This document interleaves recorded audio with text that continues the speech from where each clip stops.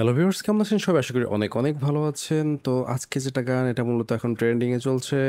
আহ, তো এটা গানের নাম হচ্ছে ময়না। এটা মূলত কুনাল আর নিলয়ের গাওয়া একটি গান, যেটি রিলিজ হয়েছে গানচিল মিউজিকের ব্যানার থেকে। তো আমি এই গানটার একটা মিউজিক ডিকনস্ট্রাকশন করেছি, ঠিক আছে?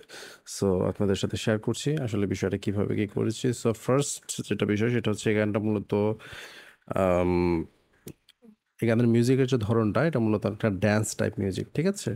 তো এখানে শুরু হয় একটা আহ, মূলত প্লাগ দিয়ে।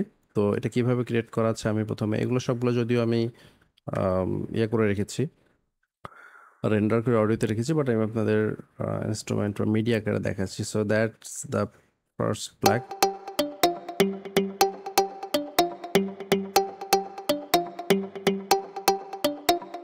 সো এটা দিয়ে এভাবে এই টিউনটা দিয়ে কিন্তু শুরুতে শুরু হয়, ঠিক আছে? যেটা আসলে এটা সাউন্ড। সো এখানে লেয়ারিং করা আছে প্যাটার্ন টু, আই থিঙ্ক এইটা।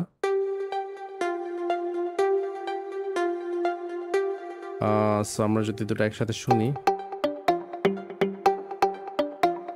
পাশাপাশি নিচে দেখতে পাচ্ছেন দুটো স্যাম্পল। এই দুটো মূলত হচ্ছে ইফেক্টস হিসাবে না, এগুলো ইনস্ট্রুমেন্ট হিসেবে ব্যবহার করা হয়েছে এখানে। মানে ইনস্ট্রুমেন্টের সাথে কমপ্লিমেন্ট করা হয়েছে দুটো। প্রথমত একটা হচ্ছে স্ট্যাব আর একটা হচ্ছে ব্রাস। সো দুটো একসাথে এরকম সাউন্ড করে আছে, ইন্ডিভিজুয়ালি শোনাই। এটা ব্রাস, সরি এটা হচ্ছে স্ট্যাব, এটা ব্রাস। সো এই চারটা একসাথে এরকম শোনায়। নিচে কর্ড।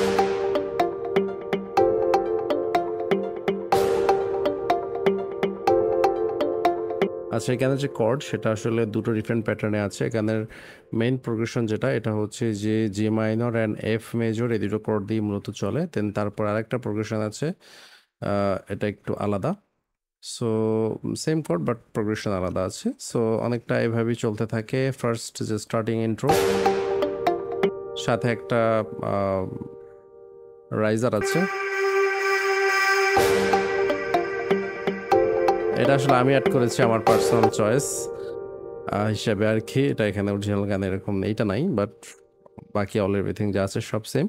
তারপরে আসি এর যে নিচে কি কি এলিমেন্টস আছে। আমরা যদি সেভেনটা দেখি, সেভেনটা মূলত হচ্ছে একটা আরপিজিও। 9 নাম্বারটা একটা প্যাড।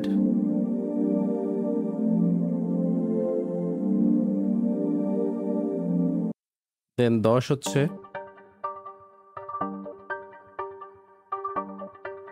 এটাও একটা ব্ল্যাক, যেটা অনেকটা রাইটে প্যান করা আছে।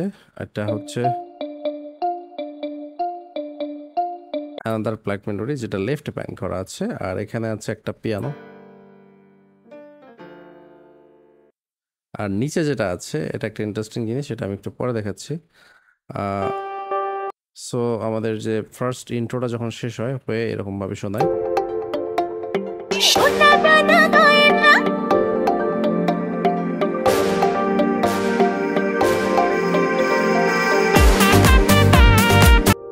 নাইস। এখন তারপরে আসি আমাদের হচ্ছে এই পার্টের রিদম। এখানে হচ্ছে এটা মূলত বেস। এখানে আছে একটা স্ন্যার, যেটা আমার মেইন ড্রামের সাথে, স্ন্যার ড্রামের সাথে লেয়ারিং করা। সো এটা এটা মূলত আমি প্লাগ ইন দিয়ে করেছি এই ড্রামটা, জাস্ট একটা প্লাগ ইনের একটা প্রিসেট।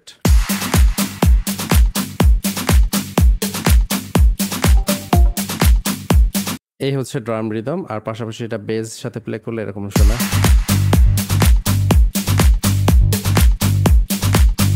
নিচের এলিমেন্টস গুলো যেগুলো আছে সবগুলো ইনস্ট্রুমেন্ট গুলো দিই।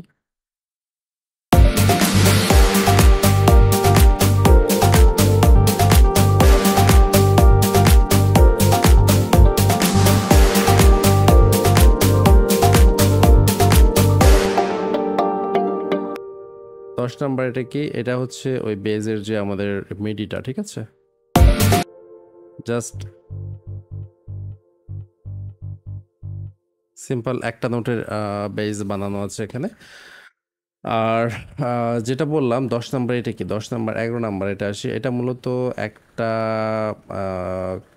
খুব ইন্টারেস্টিং জিনিস, যেটা কি আমি পুরো গানটার মেলোডি মানে ক্রিয়েট করেছি। মেলোডি ঠিক বলতে কি একদম এক্স্যাক্ট অ্যাকুরেট মেলোডি না, বাট জাস্ট গানের সাথে গানের টিউনটা যে সুরটা আছে এটা পুরোটা যেন কমপ্লিমেন্ট করতে। এই গানের মধ্যে তেমন কোনো এলিমেন্টস কিন্তু খুব বেশি না। গানটার যখন যদি অনলি মিউজিক যেটা আছে অর্থাৎ কারাওকে, তো সেটার সাথে গানটাকে ক্যারি করার জন্য মূলত এই জিনিসটা করা। এটা অনেকটা এরকম শোন,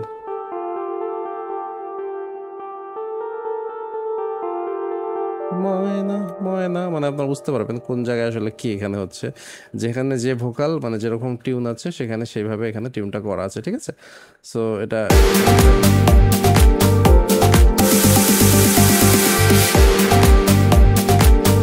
পাশাপাশি কিছু জিনিস যেটা হচ্ছে স্যাম্পল করেছি অরিজিনাল থেকে গান থেকে, সেটা হচ্ছে যেমন এই যে এখানে একটা ইনস্ট্রুমেন্টের সোলো আছে,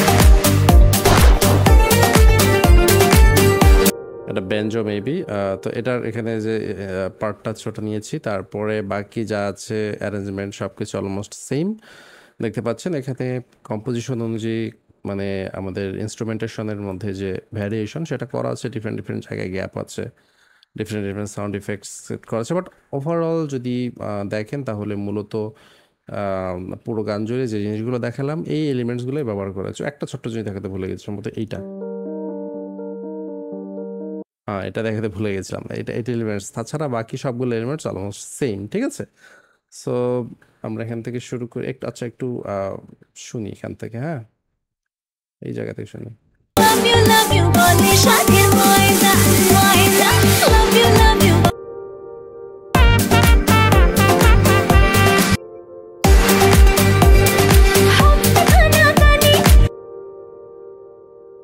সো এইভাবেই পুরো গানটা চলতে থাকে এবং শেষ হয়ে যায় শেষের দিকে। সো